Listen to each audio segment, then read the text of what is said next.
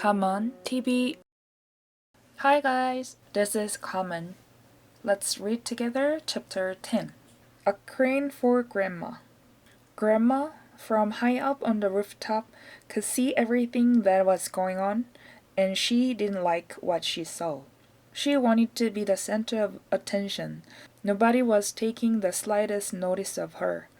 George and Mr. Cranky were running round and getting excited about the enormous animals.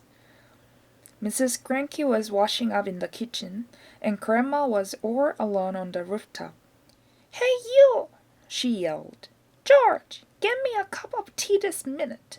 You idle little beast." "Don't listen to the old god," Mr. Cranky said. "She's stuck where she is, and a good thing too." "But we can leave her up there, Dad," George said. "What if it rains?" "George!" Grandma yelled. "Oh, you horrible little boy! You disgusting little whelp! Fetch me a cup of tea at once, and a slice of currant cake." "We'll have to get her out, Dad," George said. "She won't give us any peace if we don't." Mrs. Cranky came outside and she agreed with George. "She's my own mother," she said. "She's a pain in the neck," Mr. Cranky said. "I don't care," Mrs. Cranky said. "I'm not leaving my own mother sticking up through the roof for the rest of her life."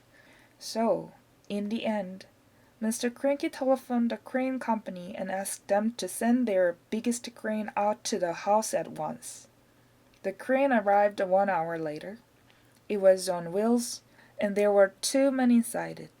The craneman climbed up onto the roof and put ropes under Grandma's arms. Then she was lifted right up through the roof. In a way, the medicine had done Grandma good. It had not made her any less grumpy or bad-tempered, but it seemed to have cured all her aches and pains, and she was suddenly as frisky as a ferret.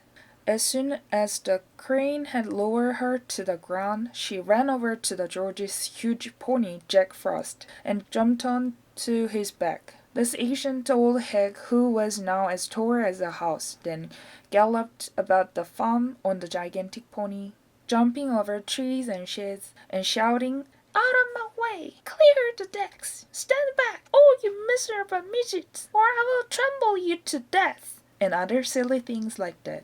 But because Grandma was now much too tall to get back into the house, she had to sleep the night in the hay barn with the mice and the rats.